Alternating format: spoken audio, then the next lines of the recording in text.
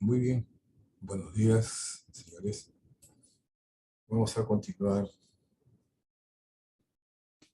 ya en la parte final del curso.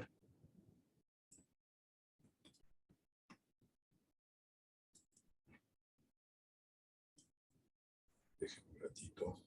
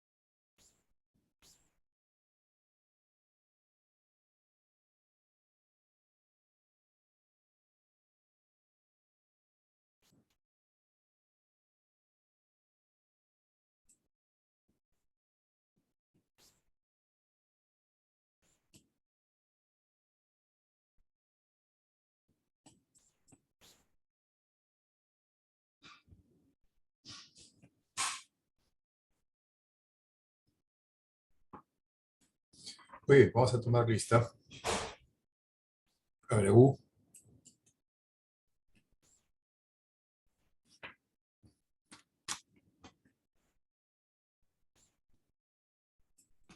Presente, profesor. Buenos días. Buenos días.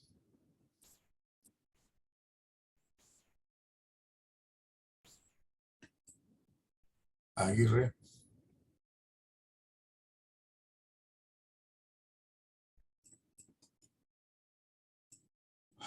Alcántara. Ano. Presente. Arias. Buenos días, profesor, presente. Armas.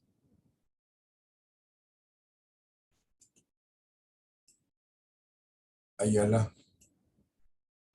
Presente, profesor. Bellido. Bolívar.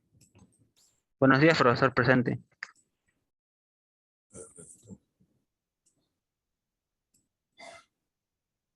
Bellido.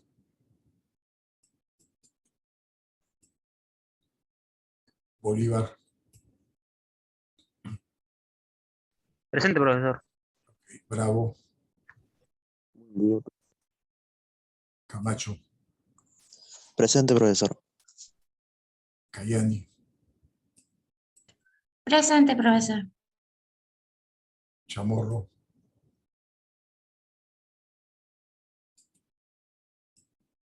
Chaño. Profesor, Chipana. disculpe, Chamorro presente. Chipana. Presente, profesor. José. Yo soy presente, profesor. Cortés.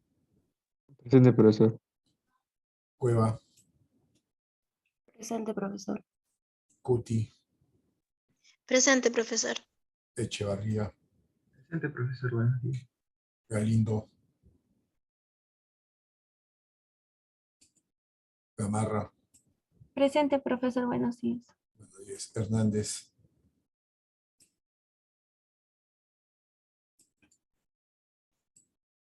Herrera, Presente, profesor. Guamán,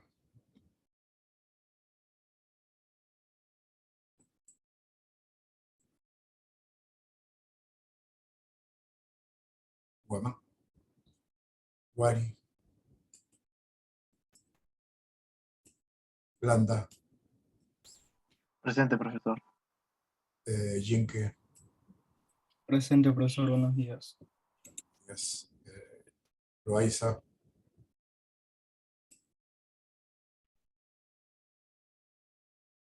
Loaiza, Machaca, Presente, profesor. Estanza, Presente, profesor. Mesa,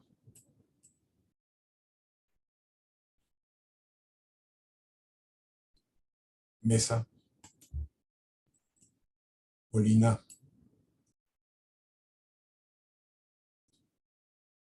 Montes, Presente, profesor. Morales, Presente, profesor. Muñoz, Nolasco, Presente, profe. Núñez,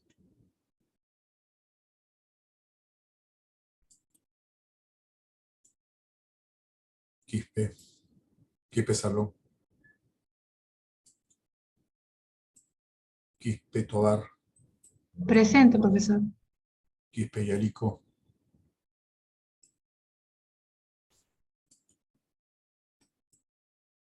Ramos Ormeño, Presente, profesor. Buenos días. Riveros,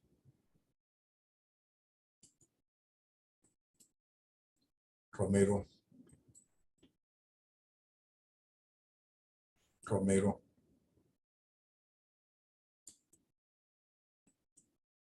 Luis Oliva,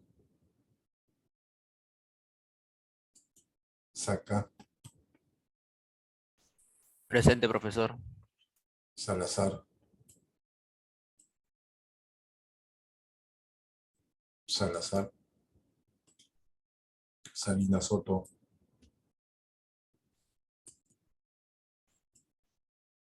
Sandoval, Presente, profesor. Buenos días. Zarango, Presente, profesor. Treviños, Treviños, Tuesta, Presente, profesor. Tumpay,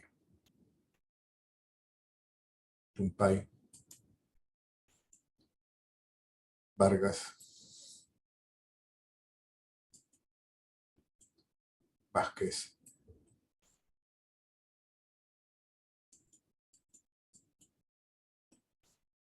Vela, Vela presente, profesor. Vidal. Presente, profesor. Buenos días. Buenos días. Muy bien. Profesor, disculpe, Chamorro llegó a poner presente. Me creo que puso Chaña en vez de Chamorro. Chamorro. Sí, no me puso profesor Chamorro. Presente. ¿Está Chaña? Chaña. Profesor, buenos días. Bellido presente.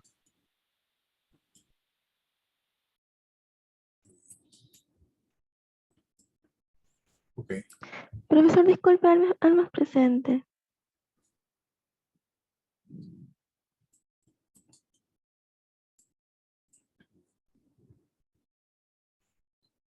Bueno, verán, la clase está rala. Buenos días, profesor. Rivero, presente. Rivera. Riveros, ¿no? También. Sí, Rivero.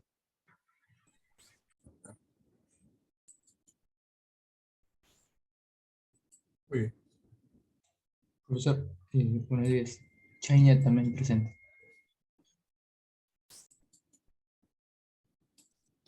Muy bien.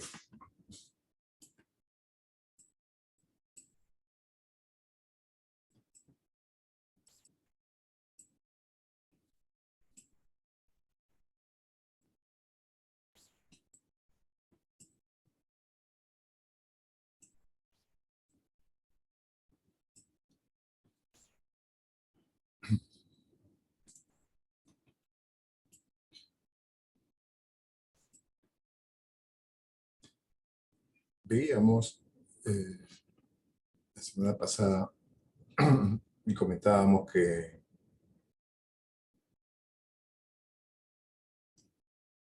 nosotros podemos calcular la cantidad de energía, la cantidad de calor, la cantidad de trabajo. Hemos focalizado realmente desde un punto de vista de calor, pero también hay trabajo. Sin importar el camino, nos interesa solamente el punto inicial y el punto final. Y en ese objetivo, ¿no?, definimos varios tipos de caminos hipotéticos. Ya hemos visto cambios en presión con temperatura y estado de agregación constante, cambios en temperatura con presión y estado de agregación constante, cambios de fase con presión y temperatura constante. Ahora nos toca ver todo lo correspondiente a reacción química con temperatura y presión constante. Bueno, es obvio que las reacciones son situaciones de equilibrio, por eso que ponemos temperatura y presión constante, ¿no? No se lleva a cabo una reacción generalmente, ¿no? Generalmente lo consideramos a temperatura y presión constante. Obviamente algunas son exotérmicas, algunas son endotérmicas. Sin embargo, para que se lleve a cabo la reacción correctamente, lo que buscamos siempre son reacciones isotérmicas. También mencionábamos que cuando se mezclan sustancias de diferentes fases, también hay emisión o absorción de calor. Hablábamos cuando se mezcla sales, generalmente, por ejemplo, el cloruro de sodio, el cloruro de calcio con agua, la mezcla tiende a bajar de temperatura. O a la inversa, ¿no? Si mezclamos agua con soda cáustica, ácido sulfúrico, etc., el mezclado es exotérmico. Y en algunos casos es sustancial, de tal manera que debe tenerse en cuenta. Generalmente estos tipos de cálculo están ligados a la cuestión de costos, ¿no? ¿Se acuerdan que hablábamos que no existe realmente un sistema 100% adiabático? En teoría sí, ¿no? Pero en la práctica no. ¿Por qué? Porque si yo quisiera hacer un sistema 100% adiabático, de repente es antieconómico, ¿no?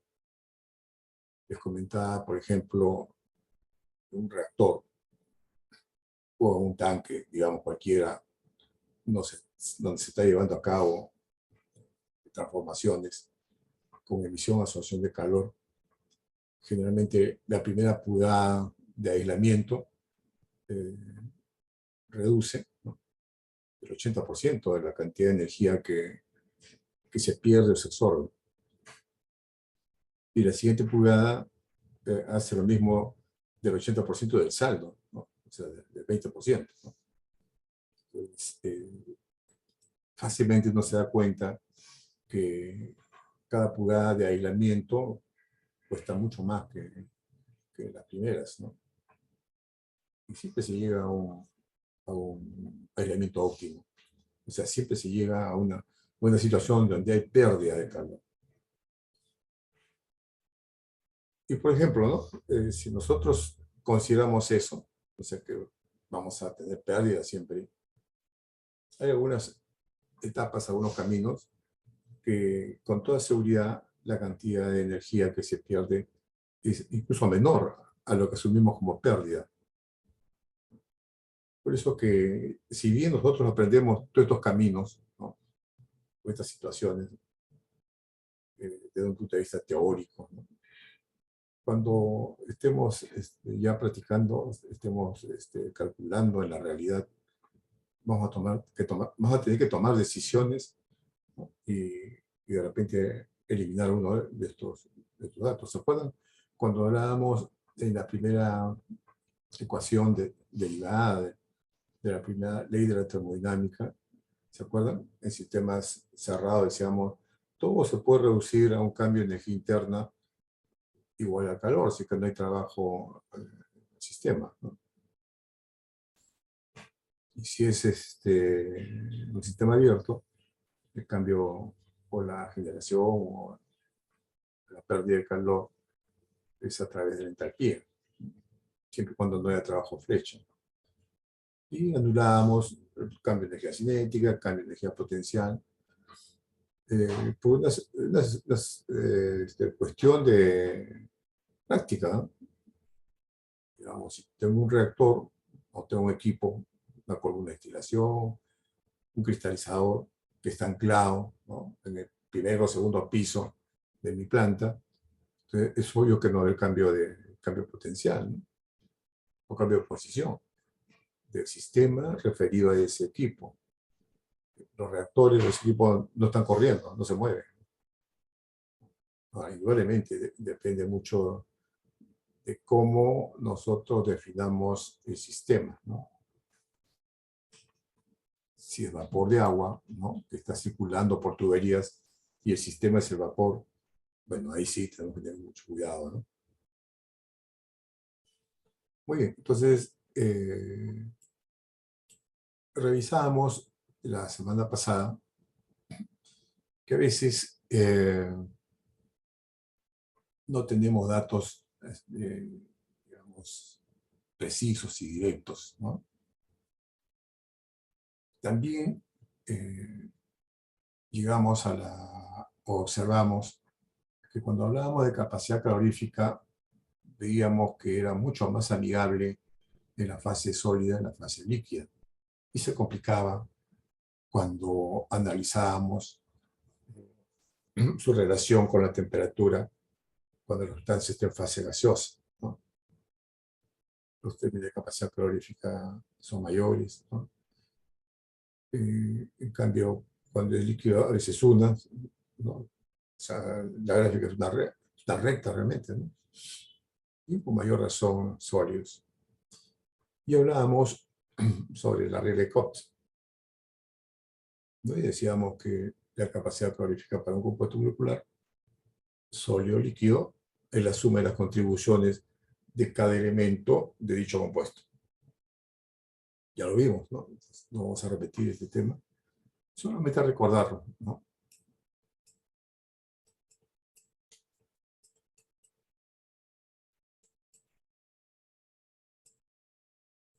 Por ejemplo, calcular la capacidad calorífica del hidróxido de calcio sólido a 20 grados centígrados. Ya vimos la tabla, ¿no?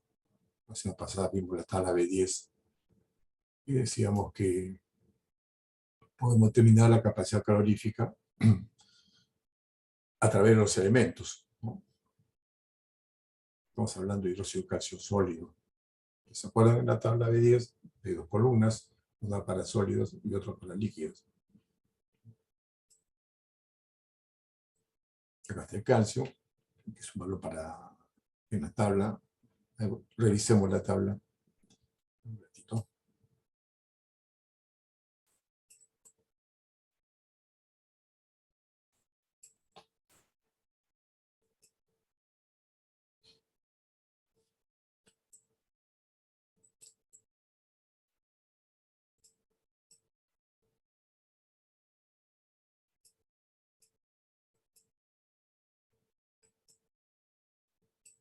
¿No? Ahí está.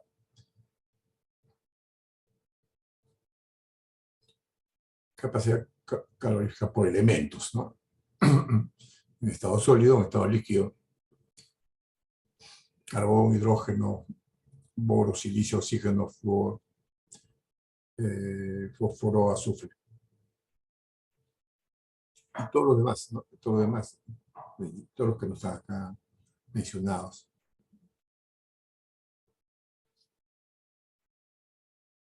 Y los líquidos también, ¿no? Los líquidos también, ¿no? Esa característica, ¿no?, es un poco mayor, ¿no? La capacidad calorífica.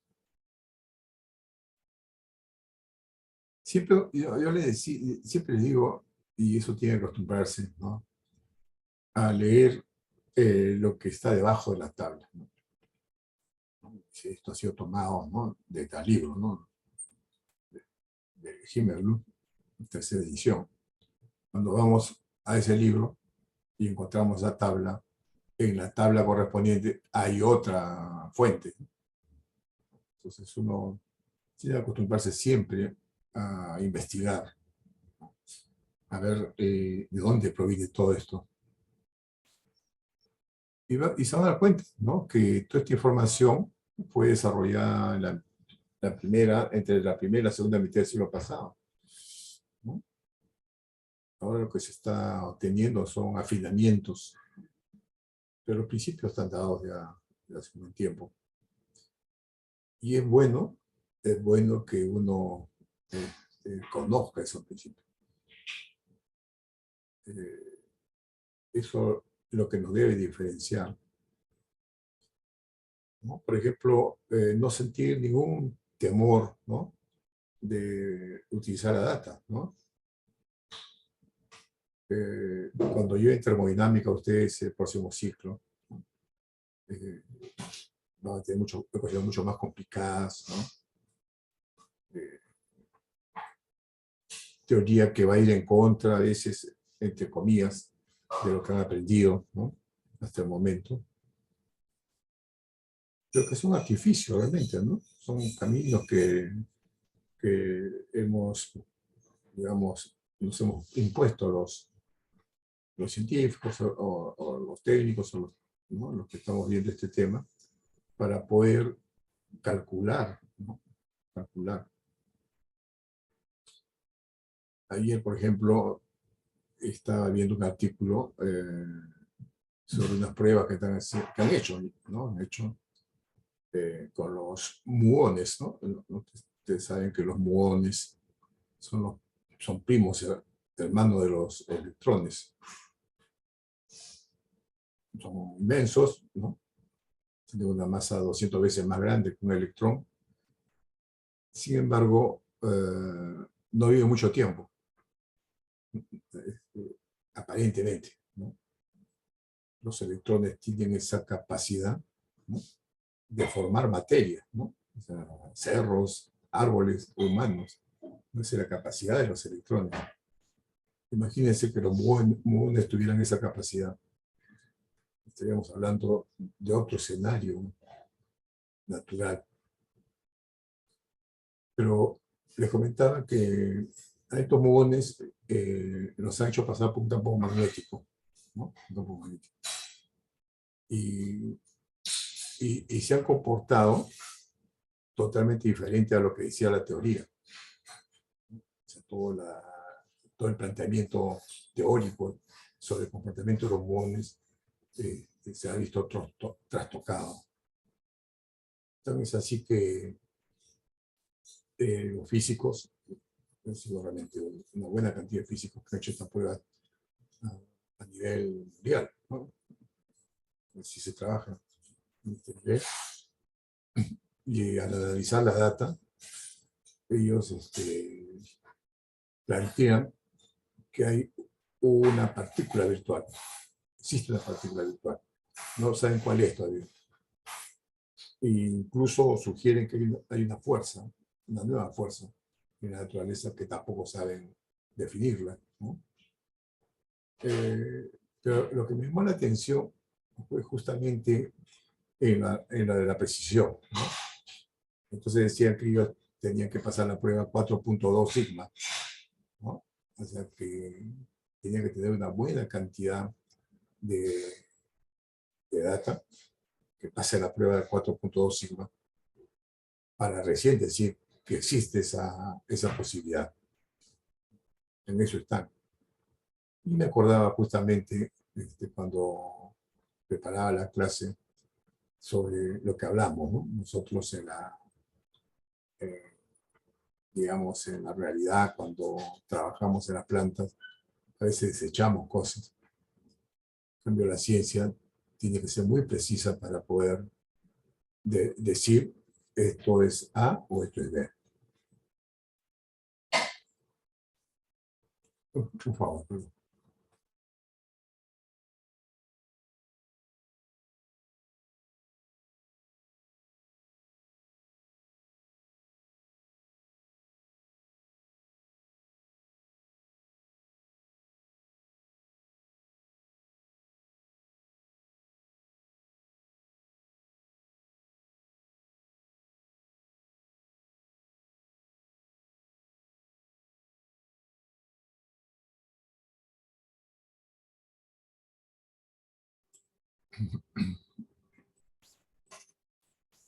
Disculpen. Y ese es justamente no sé si decir que es karma o la contradicción que tenemos nosotros los egresados de la UNI, ¿no? Yo me acuerdo que cuando llevaba estudios generales, en esa época, había un cambio de paradigma, ¿no? Y le comento. En esa época, los americanos ya estaban desarrollando todo su plan para ir a la Luna. Incluso ya habían llegado a la Luna, se supone. Pero a mí lo que me llamaba la atención era por qué a nosotros en la UNI, ¿no?, nos habían cambiado la currícula.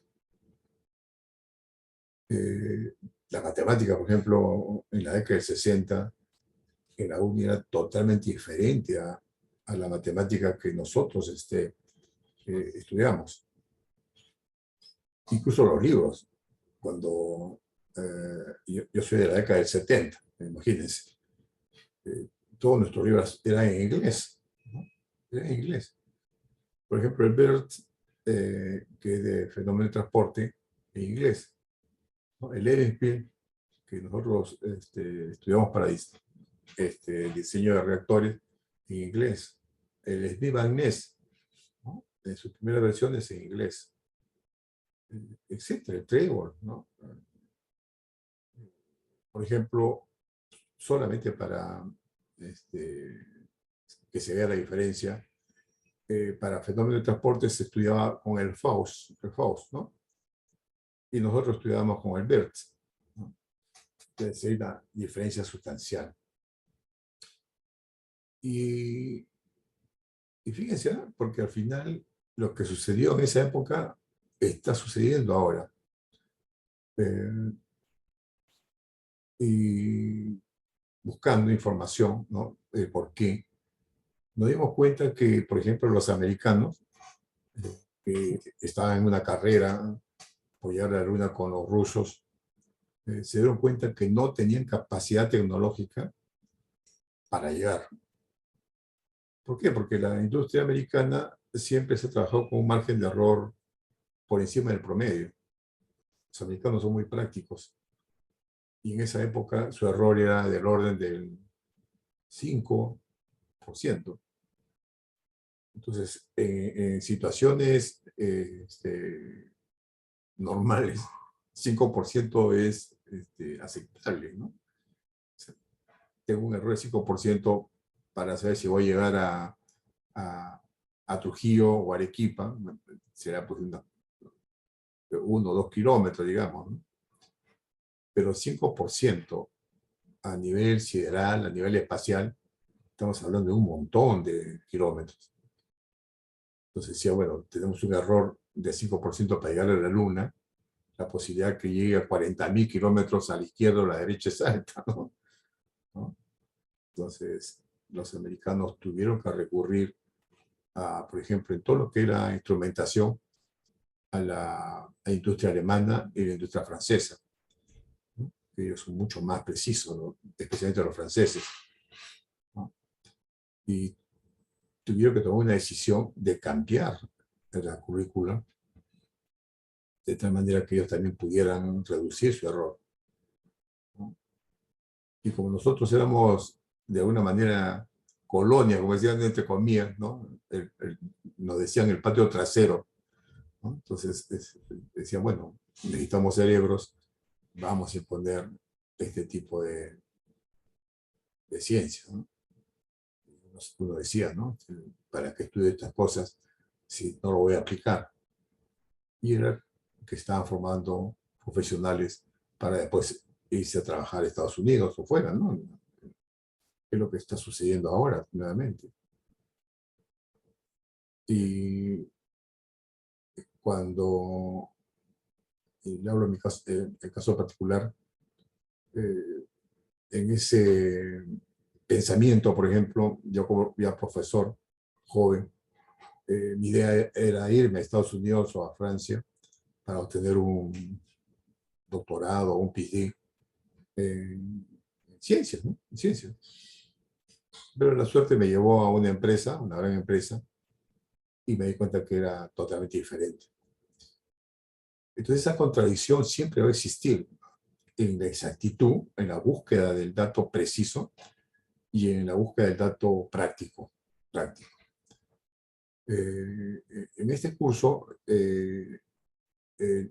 hemos querido poner eso en la mesa.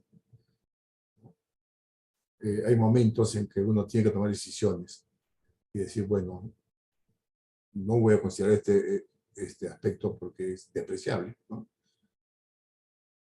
Porque ya hay gente que lo ha visto, ¿no?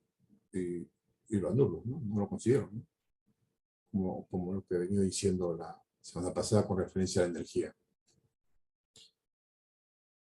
Entonces, cuando ven esta data, ¿no? Por ejemplo, cómo determino la capacidad calorífica de una molécula a partir de sus elementos, tiene bastante fundamento, ¿no?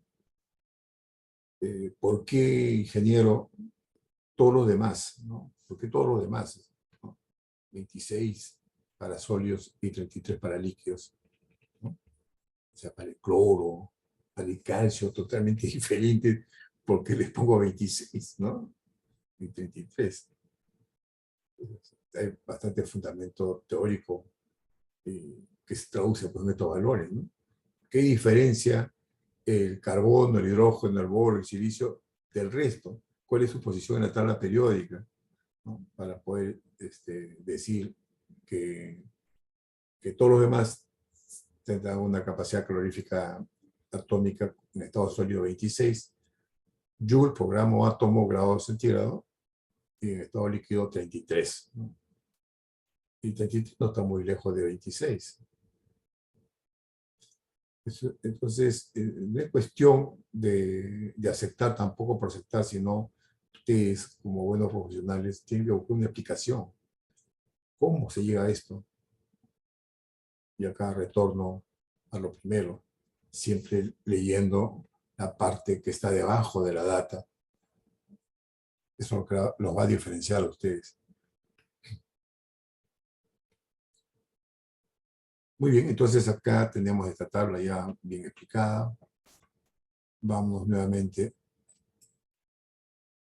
a la clase.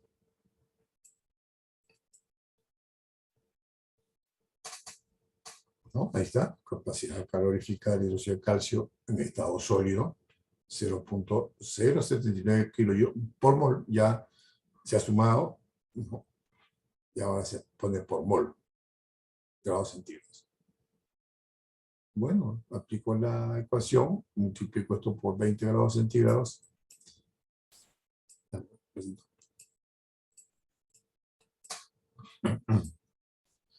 Y obtengo la cantidad de calor, ¿no? ¿Qué pasa para una mezcla de gases o líquidos? Me dice que el cambio total de la entropía de la mezcla es igual a la suma de los cambios de los componentes puros de la mezcla. Aplicando obviamente la fracción de cada componente. Y acá nuevamente, fíjense, siempre las asunciones, ¿no? Dice, es una buena aproximación si el calor de solución es despreciable y para sustancias semejantes.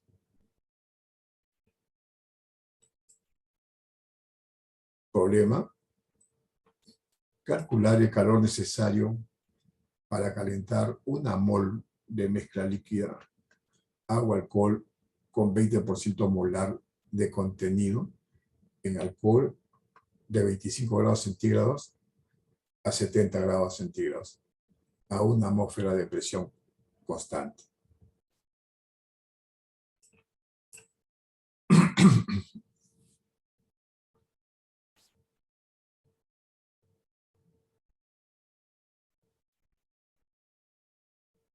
Hay que leer bien el problema, ¿no? Eso es lo que yo les he dicho siempre. Lean el problema, dibujen, diagramen. En el dibujo pongan toda la data explícita e implícita, ¿no?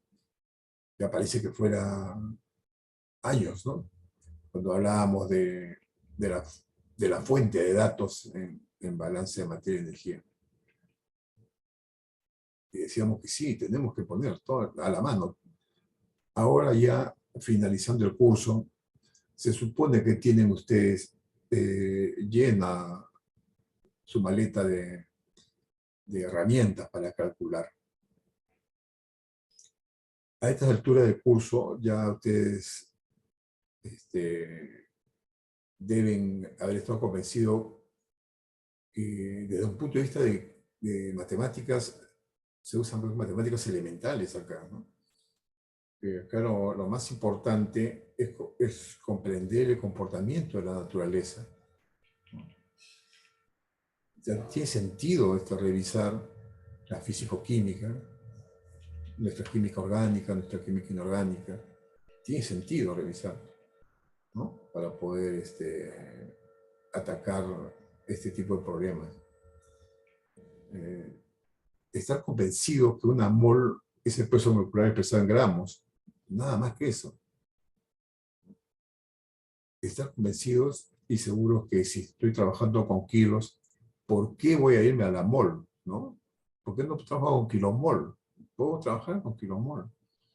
Porque al final, en las plantas o en la realidad, uno no da sus resultados en moles o kilomoles o toneladas moles. Uno al final lo da en kilos, en libras, toneladas, métricas, toneladas cortas, etc. Así se expresan los valores, ¿no? Entonces, tenemos que tener mucho cuidado en eso. Muy bien, entonces tenemos una mezcla líquida agua-alcohol, 20% molar en alcohol, o sea, de 100 moles, 20 moles de alcohol, 80 moles es agua. Entonces este concepto dice que el cambio de entalpía de la mezcla uno lo puede hacer como la sumatoria de cada componente multiplicado por su fracción, en este caso fracción molar.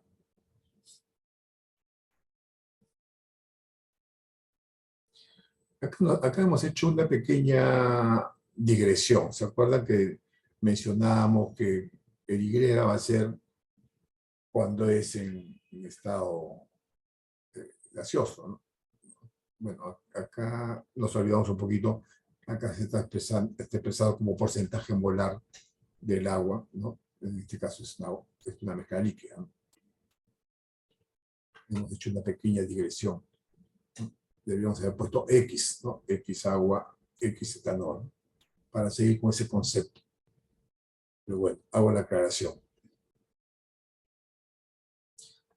¿no? Entonces acá en este caso, fíjense, trabajamos en forma individual para cada uno de los elementos de la mezcla, ¿no? Y después sumamos.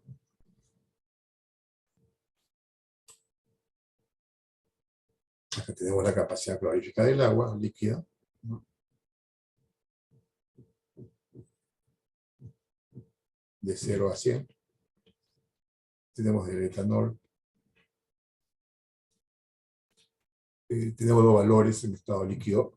A 0 grados centígrados es 0.1031 y a 100 grados centígrados 0.1588.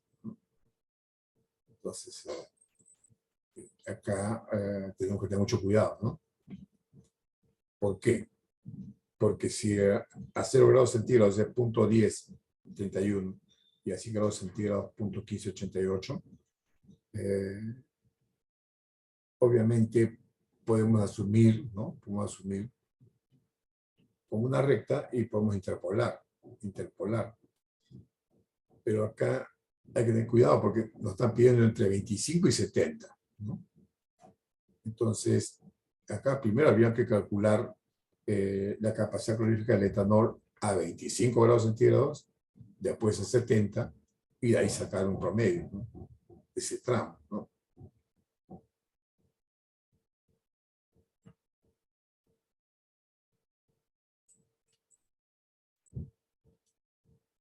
¿No? Acá está, ¿no? El valor. Y después podemos hacer un consolidado del intervalo, ¿no? O sea, sacamos un promedio del intervalo, ¿no? 0.12956 kilojoule por mol grados centígrados. Algo que debo incidir, señores, ¿no? O sea, 0.12956 no dice nada, ¿no es cierto? O sea, si no hubiese puesto acá en kilojoule mol grado centígrado, este valor no tiene sentido, ¿no? ¿No? Si hubiese puesto C sub P del etanol, 2 puntos, y ponía esto, así como está, no tiene sentido. Tengo que poner siempre las unidades. Eso yo se los he dicho, ¿no? Cuando me pone como respuesta un valor y no tiene unidades, eso no es correcto. Tiene que poner las unidades. Me ponen 400, ¿no? Nada más. No me dice si grado centígrado, grado Fahrenheit, grado Kelvin.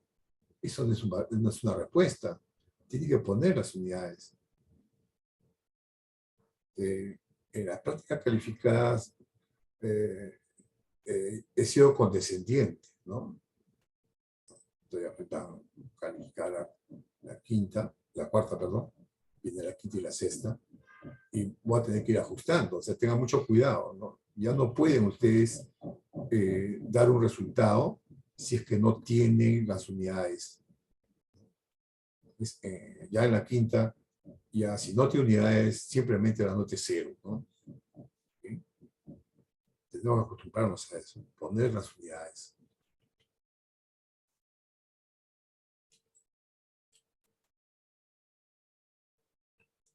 Bueno, acá está, ¿no? O sea, se integra, prácticamente son dos integrales, ¿no? Dos integrales. Y acá hay que tener mucho cuidado, ¿no? Porque al final, fíjense, en este ejemplo sencillo, porque son dos elementos. Pero imagínense una mezcla de 5 o 6 elementos, ¿no? Tendríamos 6 integrales. Y ahí lo más práctico es hacer la sumatoria de los C sub P, ¿no? De los C sub P, y recién integrar a la sumatoria.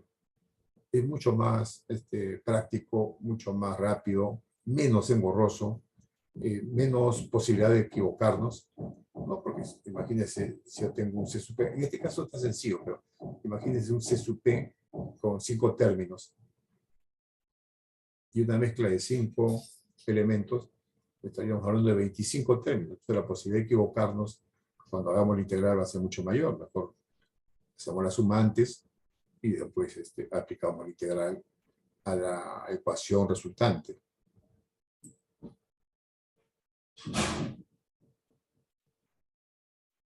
¿No? En este caso es sencillo, ¿no? Porque acá tenemos el porcentaje 0.8, ¿no?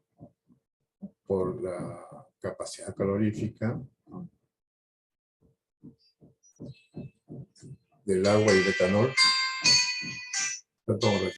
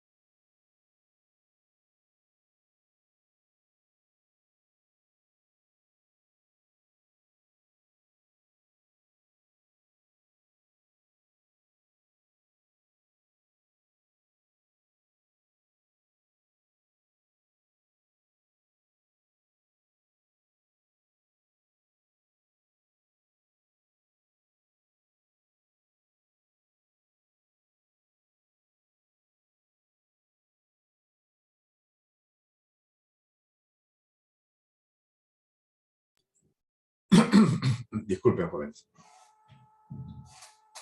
Como verán, acá se ha hecho sencillo porque son capacidades caloríficas de un solo término, ¿no? Se aplica el porcentaje. Hay que tener cuidado, ¿no? Porque en las unidades, si la capacidad calorífica está expresada en mol, el porcentaje también tiene que ser molar, ¿no? No puedo poner un porcentaje en peso. Hay casos donde la capacidad calorífica está en porcentaje en peso.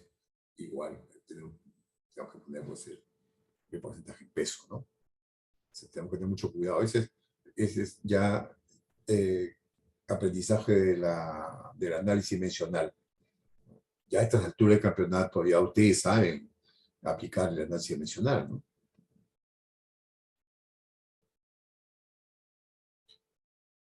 En este caso, por ejemplo, el cambio de entalpía de la mezcla es 3.88 kJ por mol.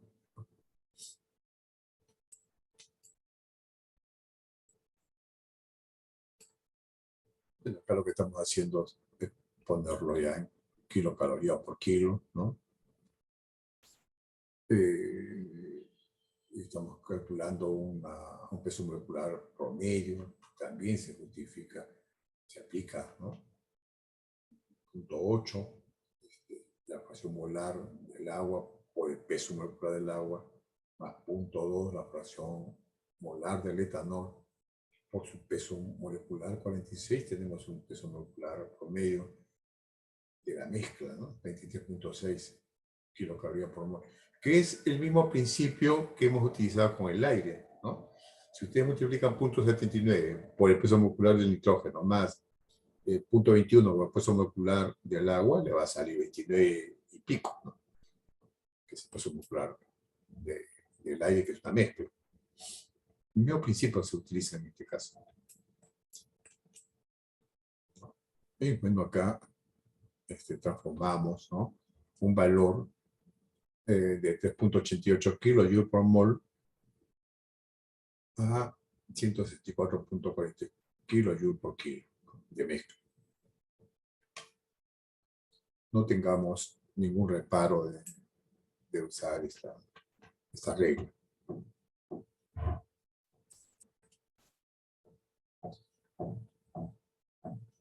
Aplicando probablemente el factor de conversión, este valor se reduce a 39.3 kilocalorías por kilo. Deben acostumbrarse, jóvenes, a este tipo de problemas. Nosotros cuando, por ejemplo, trabajamos en proyectos de investigación, y recurrimos a mucha información. Hay información variada, ¿no? Y las unidades cambian, porque siendo obligatorio, por ejemplo, la aplicación del sistema internacional en muchas unidades, bueno, los británicos y los americanos no les interesa y siempre siguen utilizando su sistema. Entonces uno tiene que acostumbrarse a trabajar con una diversidad de unidades y en varios sistemas de unidades, ¿no?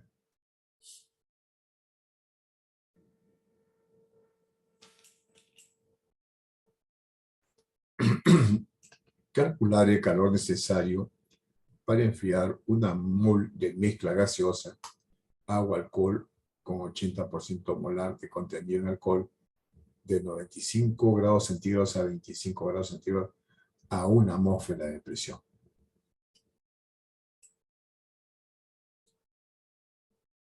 Ya cuando nos hablan de mezcla gaseosa, ya tenemos que ponernos en alerta, ¿no?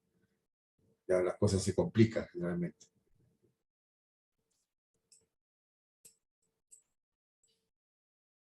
Ya la capacidad calorífica, en este caso del agua en estado gaseoso, ya es un poco más complicada, ¿no?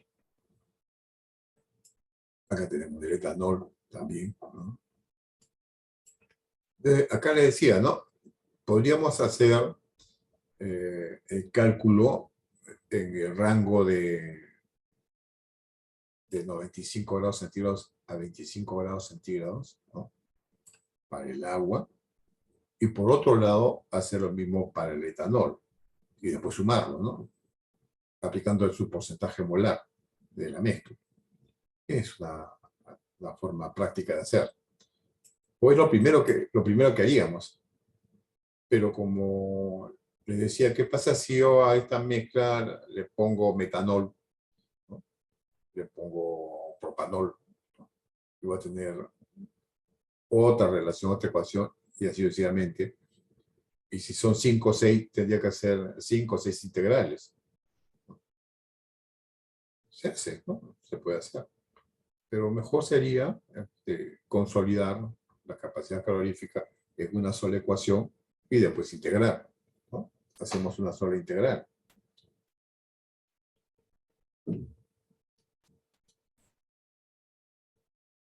¿No? Entonces acá está, digamos, la ecuación para el agua, la ecuación para el etanol y la sugerida, ¿no?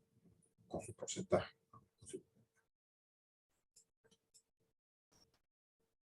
Entonces la sugerencia, ¿no? Del profesor es, mira, ¿sabes qué?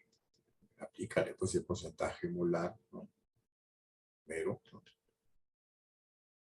Cada uno de los componentes de la mezcla y después lo sumas, ¿no? Lo sumas y tienes una capacidad calorífica de la mezcla en función de la temperatura. Y bien, esto lo repito cada ciclo. ¿Por qué? Porque si tengo 2 sustancias, bueno, de repente es casi lo mismo, ¿no? Pero si tengo 6 sustancias y lo hacen, o sea, en una práctica calificada pongo un problema de una mezcla de 6 compuestos y hacen integrales por cada uno de los compuestos cuando les he dicho en clase que pueden sacar una capacidad calorífica de la mezcla. Y teniendo esa capacidad calorífica de la mezcla, ahí se integra, ¿no? Se integra. Ya obviamente acá está este cambio de entalpía expresado en menos 4.42 kJ por mol de la mezcla, ¿no? Y obviamente, nuevamente, ¿no? Profesor, pero yo quiero sacarlo por kilo. Bueno, aplican también pues el peso molecular promedio, ¿no? Para sacar los kilojoule por kilo. Y si quieren BTU, usan las unidades de conversión, lo usan a BTU. Quieren calorías, lo transforman en calorías, en kilocalorías. Ya ustedes juegan con los valores, ¿no? Valores. Y ahí uno se da cuenta, ¿no? Cuando hace este análisis, se da cuenta lo esencial que todos hablemos un solo lenguaje.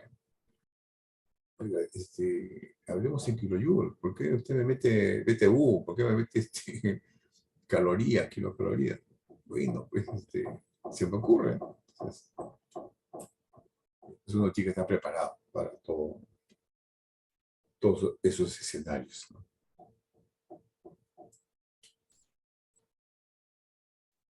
Muy bien, entonces dejamos ya el cambio de entalpía para mezclas, ¿no? Hemos visto que es diferente para el caso de sólidos y líquidos, que son más amigables que para el caso de gases, ¿no? Un poquito más complicado.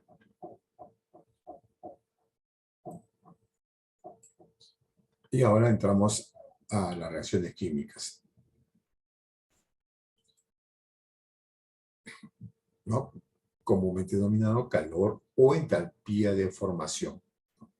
Y expresa los cambios de energía provocados por una reacción de cantidades estequiométricas a temperatura T y presión P. Considerando que los reactivos reaccionan totalmente, formando productos a la misma temperatura T y a la misma presión P.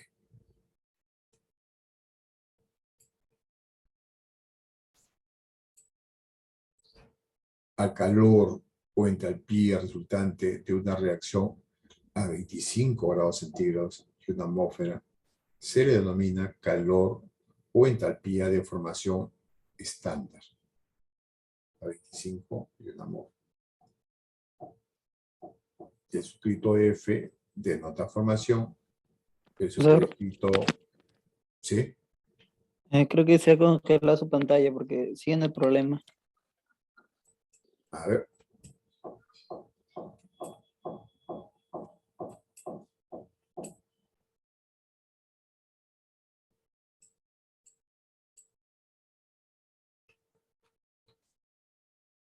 Ahora sí, ¿no?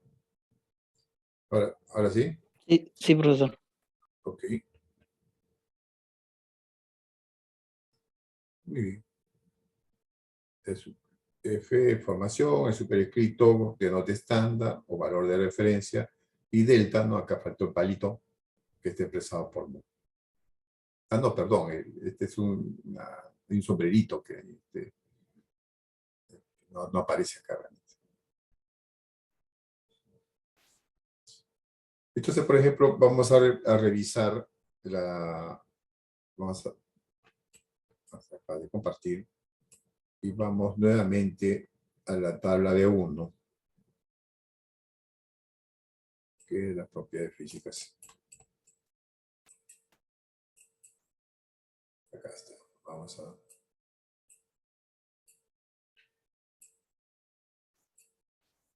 ¿Dónde está?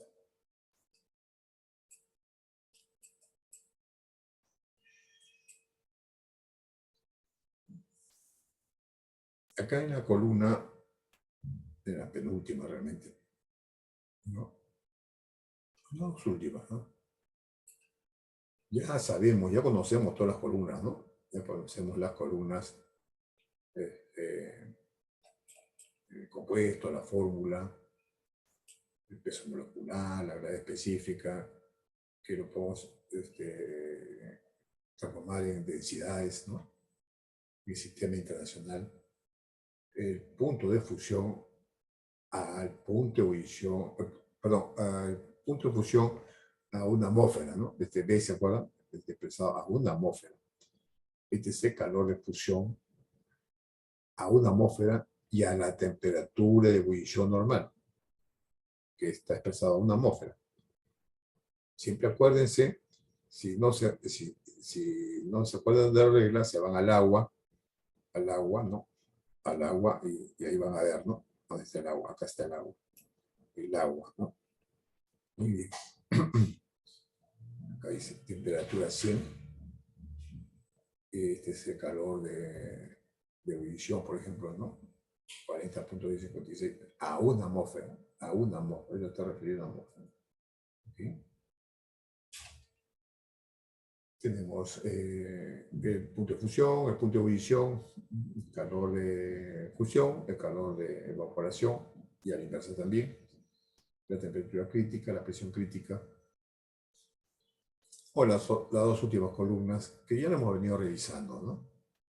Que es el calor de formación de cada sustancia, ¿no? Y el calor de combustión. Bueno, obviamente, el calor de combustión cuando está el carbono, está el hidrógeno, ¿no? El calor de combustión. Y no se olviden siempre de la letrita H y la letrita J, ¿no? En el caso del calor de formación, y en el caso de la combustión, ¿no? El que dice acá. Y calor de combustión a 25 grados centígrados y una atmósfera, ¿no? Los valores. Dice los valores estándar de productos como el CO2, el agua, el líquido, el CO2, ácido clorhídrico, etcétera, ¿no? Por decirlo. Etcétera, etcétera, ¿no?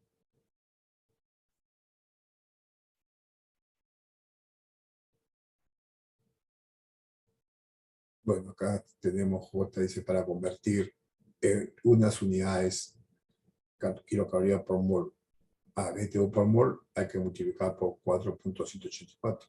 Bueno, de kilocaloría, no, esto está expresado, perdón, esto está expresado en kilojoule, ¿no?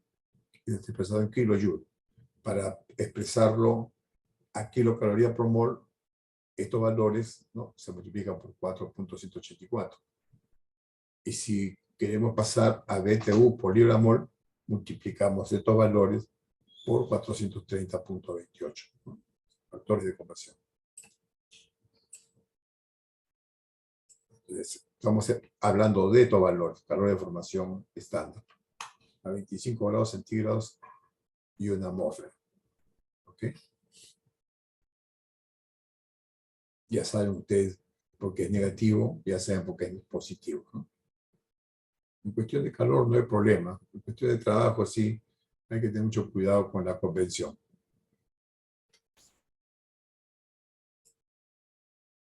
Bueno, vamos a ver acá.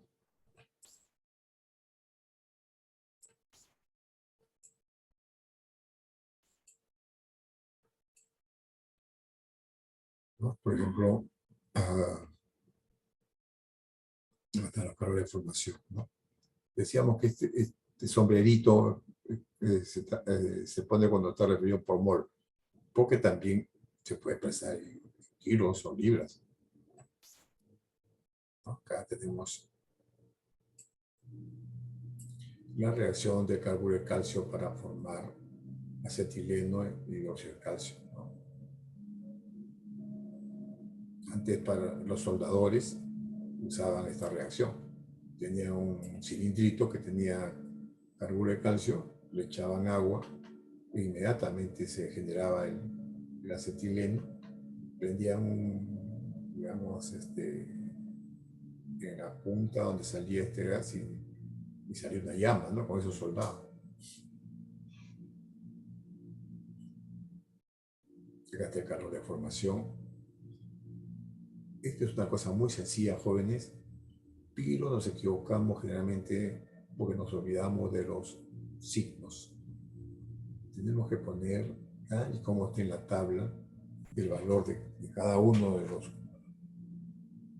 tanto de los insumos como de los productos.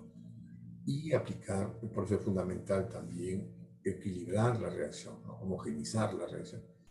Y eso lo sabemos, ¿no? ¿No? Fíjense acá, si no tenemos cuidado en los signos, podemos obtener cualquier cosa.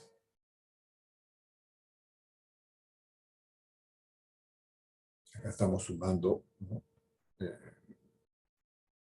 El diferencial para los productos, por otro lado para los reactantes, ¿no?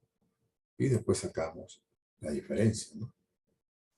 Fíjense, si no nos olvidamos del signo menos acá en los reactantes, va a salir cualquier cosa, ¿no?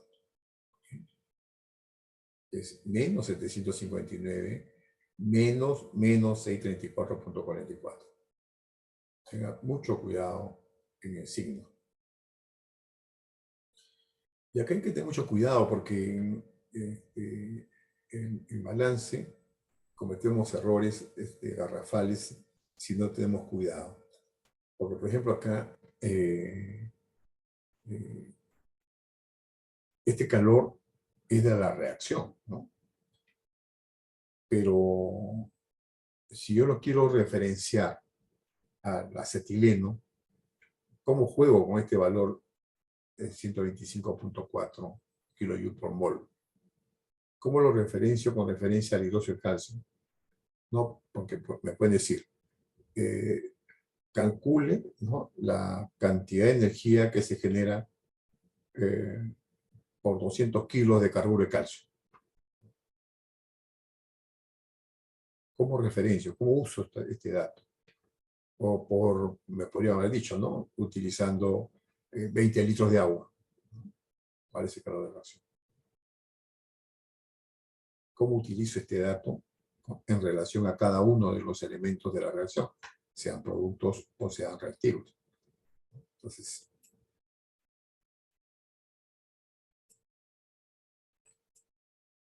¿no?, para expresarlo en función a cada uno de los elementos de la reacción, hay que dividirlo entre el coeficiente de cada uno de ellos. Después de haber balanceado, obviamente, la reacción, ¿no?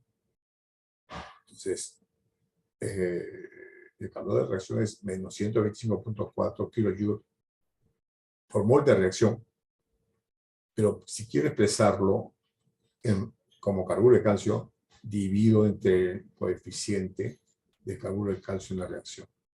Entonces será menos 125.4 kilojoule por mol de carburo de calcio consumido, o menos 125.4 kilojoule entre 2 mol de agua líquida consumida, o menos 62.7, bueno, en este caso, ¿no? Ya dividiendo, menos 62.7 kilojoules por mol de agua líquida consumida.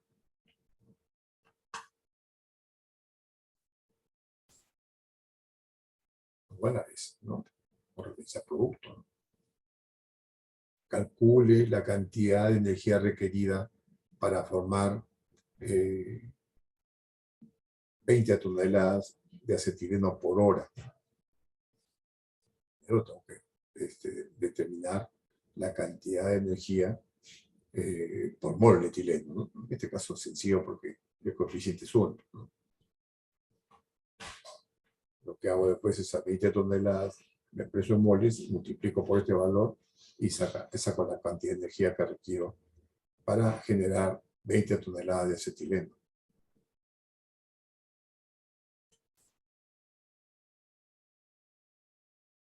Bueno, esto ya lo hemos repetido, o lo hemos mencionado, perdón, la semana pasada.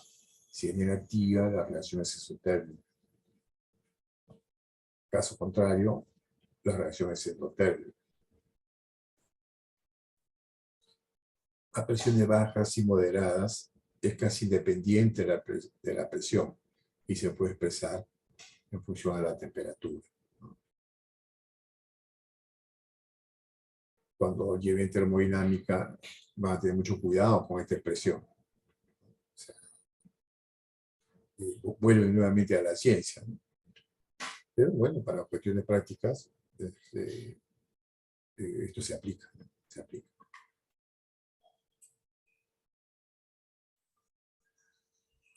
Sí, sí es cierto, ¿no? Depende de cómo se escribe la ecuación estequiométrica, ¿no? Especialmente cuando veamos la regla de Hess, ¿no? Es muy importante esta regla. Por ejemplo, acá, el valor de reacción ya lo hemos determinado, menos 125.4 kilojoules por mol de reacción, ¿no? Ya hemos dicho que esta R se reemplazará en función a los coeficientes para expresarlo por unidad de producto o por unidad de reactivo o reactante, ¿no? Si esta reacción la expreso de esta manera, la verdad es perogrullo, ¿no? Pero es cierto. Y eso es lo que aplicamos en la regla de Hess, ¿no?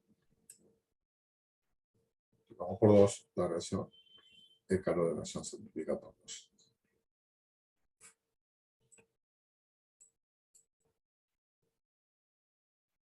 También es cierto, ¿no? También es cierto, ¿no? Depende del estado de reacción. ¿Se acuerda que nosotros decíamos, cuando define la entalpía, tienes que definirlo con 3 conceptos? El concepto es el estado de reacción, ¿no? El estado de reacción. El segundo concepto es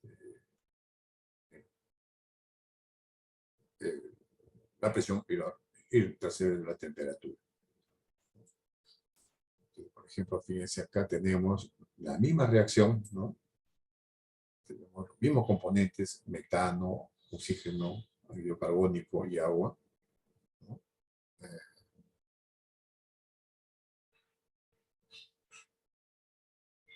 Pero si le cambiamos el estado de agregación, por ejemplo, acá el metano está en estado gaseoso, el agua en estado gaseoso, el anhídrido carbónico en estado gaseoso, pero el agua en la primera reacción está en estado líquido y en la segunda reacción está en estado gaseoso. Y hay una diferencia, ¿no? Hay una diferencia. Hay una diferencia. Y fíjense cómo aparece el famoso 44, ¿no? ¿Se acuerdan cuando hablábamos de los 44 kilojoules por mol, ¿no? A 25 grados centígrados hacia una atmósfera? Bueno, acá está, pues, ¿no? Menos 890, menos 802, Estamos hablando de 48, 44 kilolitros por mol, que es la diferencia entre el agua líquida y el agua gaseosa. A ver, creo que se ha congelado nuevamente, me dicen que se ha congelado nuevamente. Bueno, vamos a ver. Ahí está. Depende de los estados de reacción. Es la misma reacción. La única diferencia es que el agua en la primera está en fase líquida y en la segunda está en fase gaseosa. ¿Okay? Muy bien.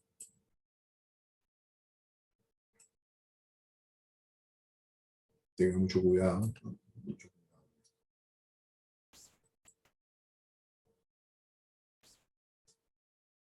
En general, si C sub A es el coeficiente estequiométrico de un reactivo o producto A, señora Abreu, sí. Profesor, la entalpía de reacción solo podemos sacarlo de la tabla, ¿verdad? Sí,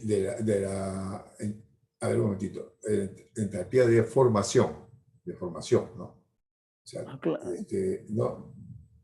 no confunda la entalpía de formación con la entalpía de reacción, ¿no? O sea, la entalpía de reacción lo tiene usted sumando y restando las entalpías de formación. Ok, gracias, profesor. ¿Okay?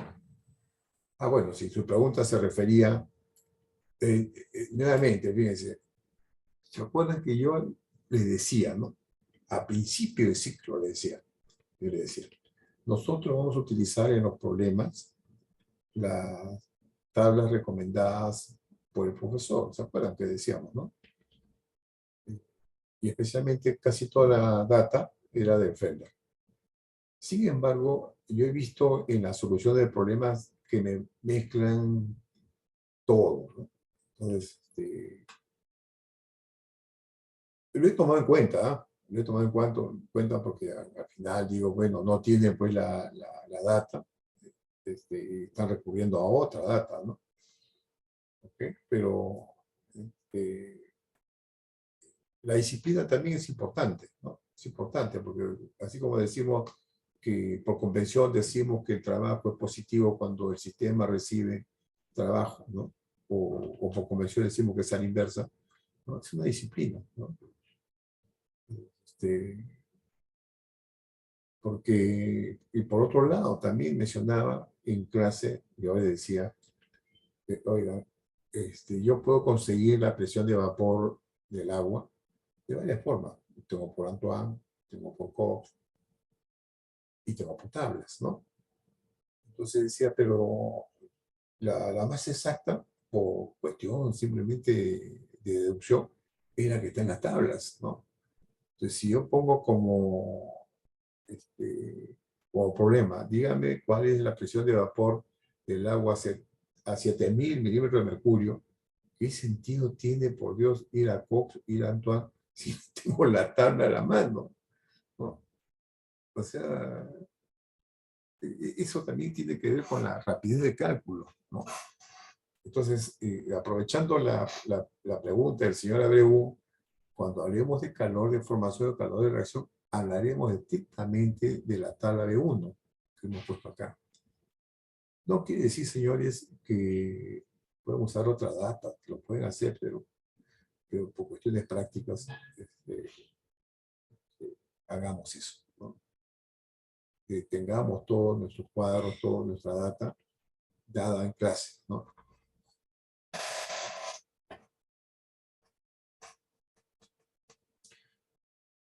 Depende del estado de relación. Bueno, eso es lo que decía, ¿no?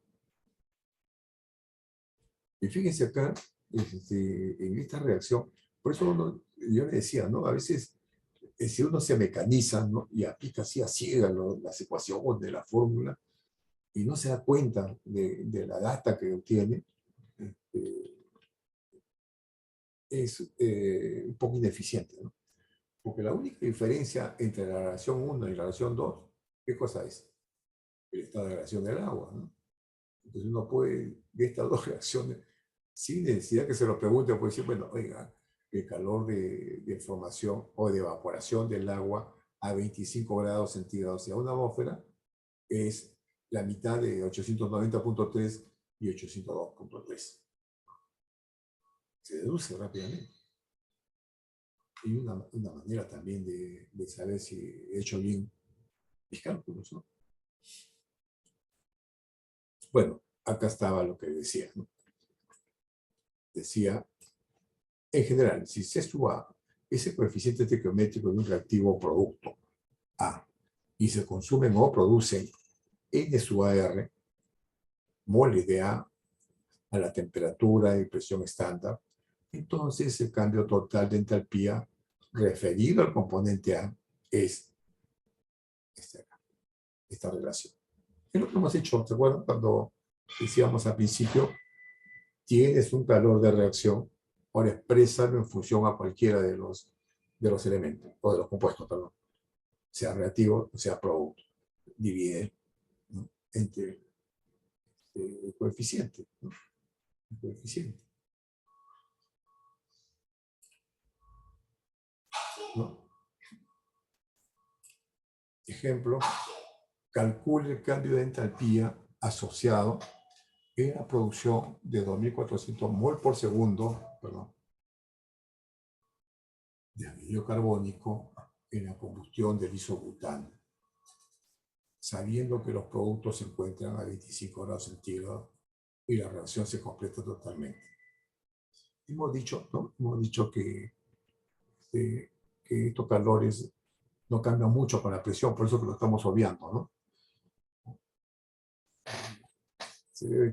Debemos sobreentender que la presión no cambia mucho.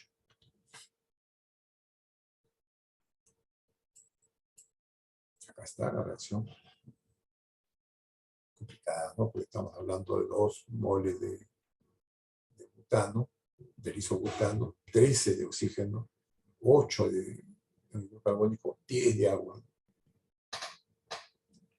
Pero si son hidrocarburos, pues con, digamos, con decimales, ¿no? Como ya hemos aprendido a calcular, ¿no? Entonces acá aplicamos la regla, ¿no?, del calor de formación.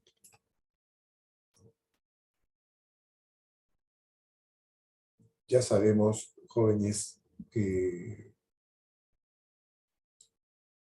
cuando son elementos es cero, ¿no? El calor de formación es cero, ¿no?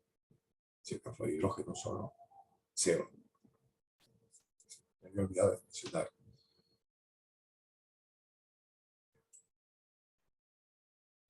Productos, 10 por menos 242.83 más 8 por menos 393.50 menos 5.566.30 kilojoules por mol de producto, ¿no? Fíjense, no estamos diciendo por anhídrido carbónico, no estamos diciendo por aguas, ¿no?, por producto, ¿no? Igual en reactantes, ¿no? Entonces, reactante, R.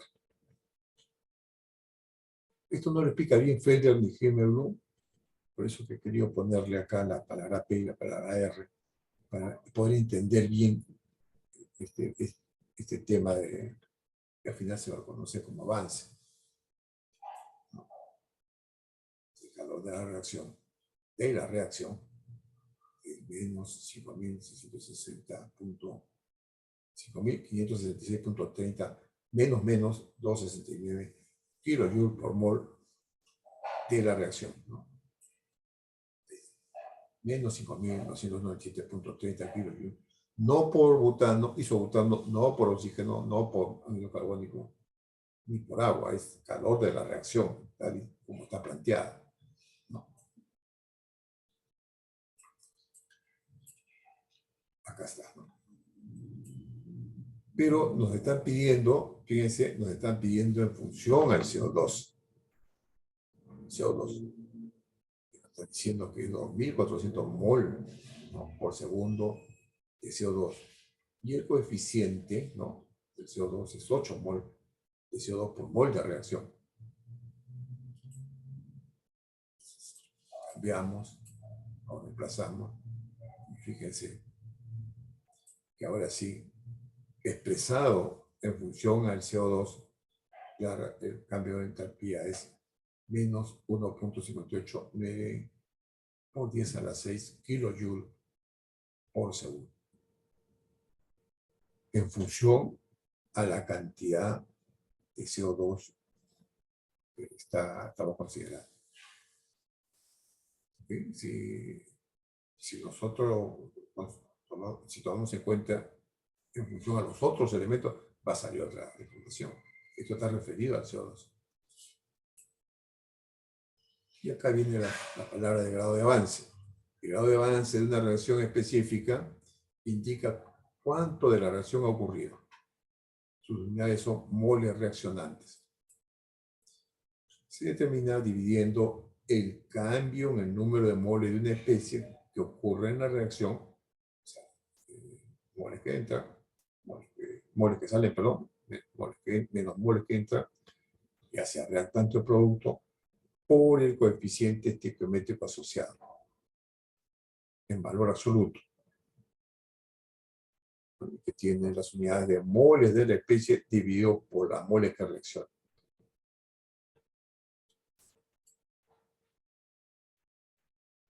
Este valor es justamente lo que hemos visto en el ejemplo anterior, ¿no? El flujo molar entre el coeficiente, ese es el avance de la reacción.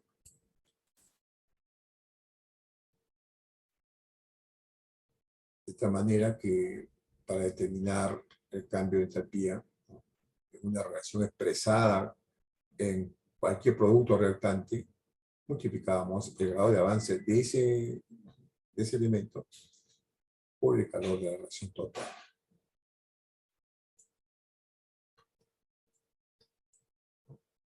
Está, fíjense, en la producción de 2400 mol por segundo de CO2, en la combustión del isobutano, el grado de avance es 2400 entre 8, o sea, 300 mol por segundo.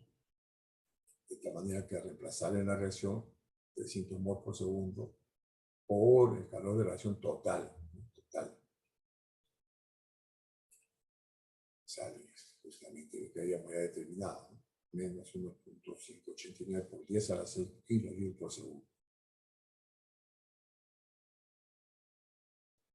¿No? Solo que se acuerdan que al principio decía, depende, divide entre 1, divide entre 2, de acuerdo al coeficiente que esté expresado en la reacción, para expresar el calor de reacción en términos de uno de los reactantes o de uno de los productos, de cualquiera de ellos.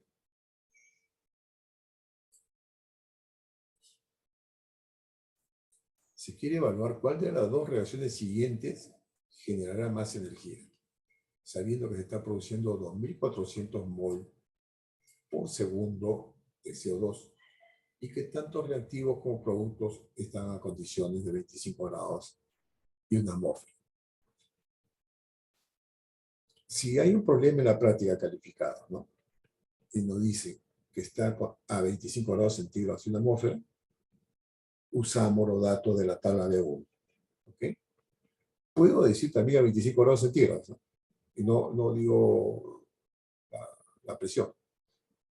Como estamos considerando que la presión no altera mucho, al poner 25 grados centígrados también puedo usar los datos de la tabla B1.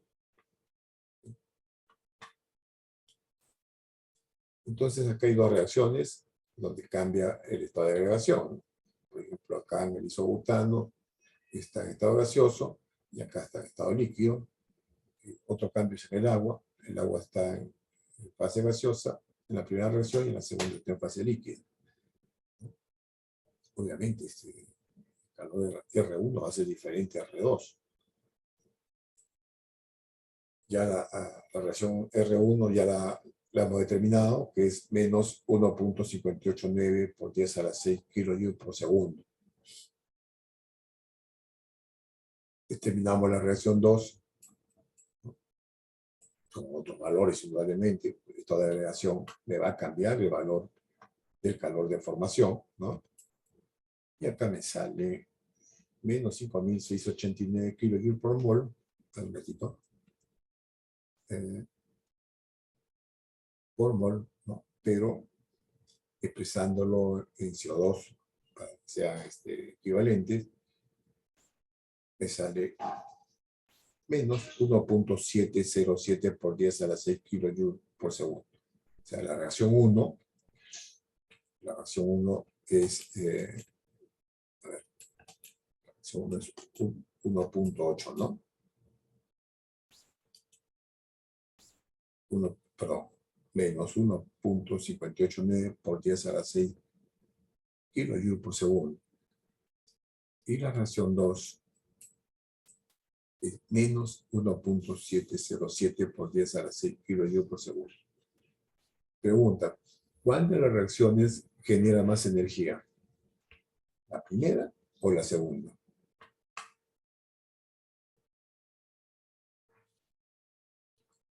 La primera es menos 1.5 por 10 a la 6. La La segunda. La segunda, profesor. La segunda, ¿no? Fíjense cómo a veces nuestro conocimiento profundo de la matemática nos puede llevar a confusión, ¿no? Porque si uno lo expresa como número, ¿no? Menos 1.7 está más a la izquierda que 1.5, ¿no? Entonces, uno podría decir menos 1.7 es mucho menor que menos 1.5, ¿no? Pero eso no se aplica en esta. Acá el signo menos no es que esté a la izquierda o derecha, simplemente es una indicación que es exotérmica o endotérmica. Pero en valores absolutos, la reacción 2 emite más calor o energía que la energía 1, ¿no?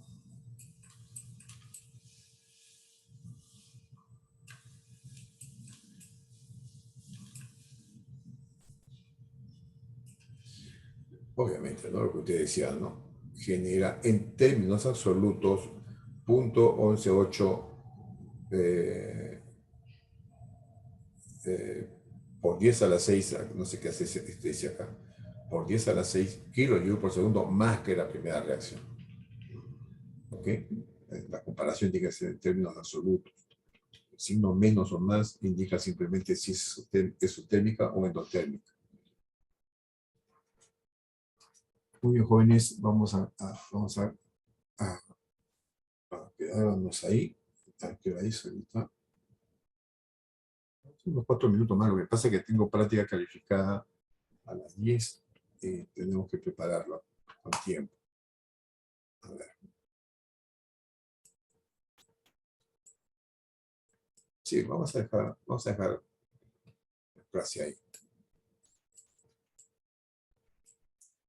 Profesor, yo quería hacerle una consulta sobre un problema, no sé si tendrá tiempito.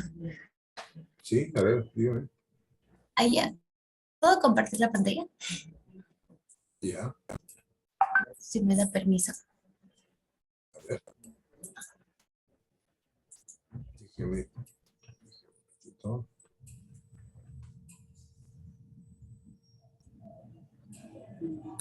Ya, compártelo.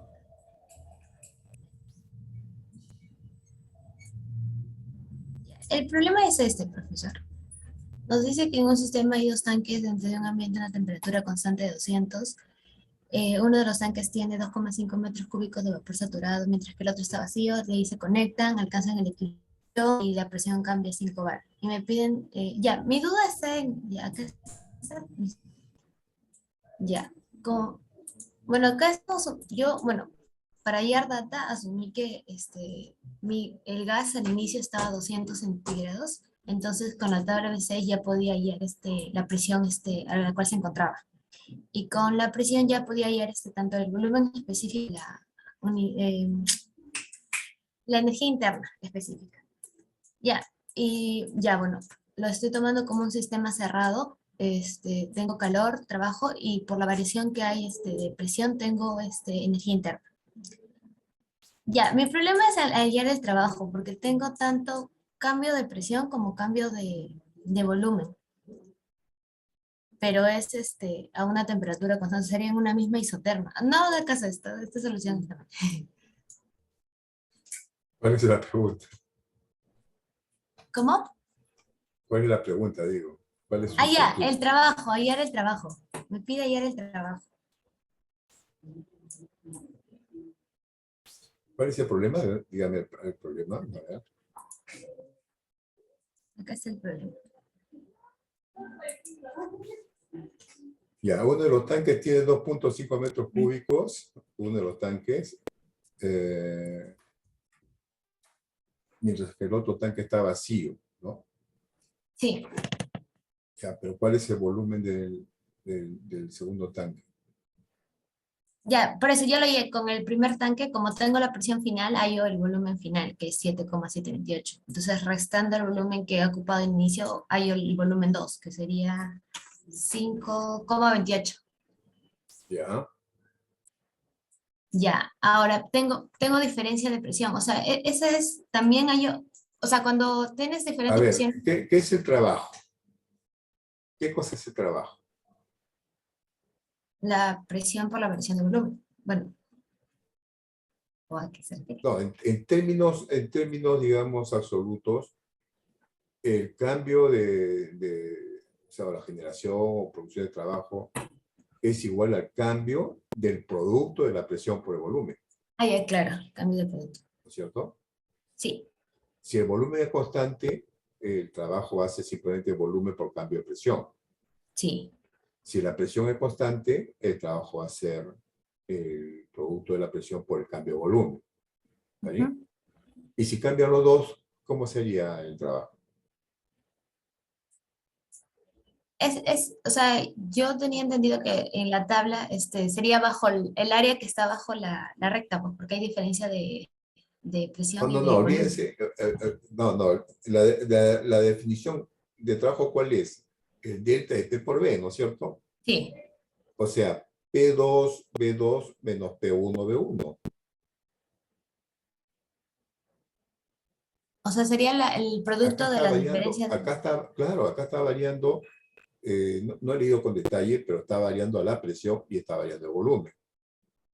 Claro, sí. Entonces el trabajo es el cambio del producto de la presión por el volumen final menos el inicial. P2, B2 menos P1, B1. Ya, esa era mi duda. Ya listo, perfecto. ¿Ok? Ahora, no se olviden, cuando la presión es constante, ¿no? La presión es constante y cambia el volumen, entonces el trabajo será P por delta de B. Claro, sí. No, claro, mi duda era porque había también variación de presión. Entonces, esa era mi duda. No estaba segura de si hacer el producto simplemente la diferencia. No es la diferencia. P2 menos P1, B1. Ya, pero era la diferencia de las presiones por la diferencia de volumen, ¿cierto?